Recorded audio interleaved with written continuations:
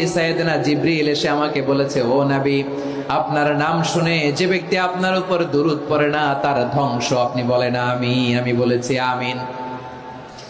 দ্বিতীয় ধাপে পা রাখার পর সাইয়েদনা জিবরিল বললেন, ইয়া রাসূলুল্লাহ, মাতা পিতাকে বার্ধক্য অবস্থায় পেয়ে তাদের সেবা করে তাদের সাথে সদাচরণ করে যে সন্তান জান্নাত কামাতে পারলো না তার জন্য ধ্বংস। আপনি বলেন আমিন। আমি বলেছি আমিন।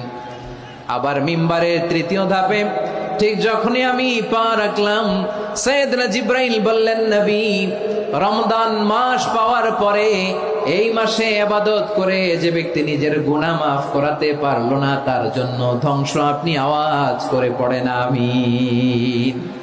কত বড় ধমক, কত বড় ওয়ার্নিং দেখছেন! যে রমাদান পেয়েছে কিন্তু রমাদানের ইবাদত করার মধ্য দিয়ে সে নিজেকে জাহান্নাম থেকে মুক্ত বানাতে পারলো না, তার উপর আল্লাহ লানত, তার জন্য ধ্বংস।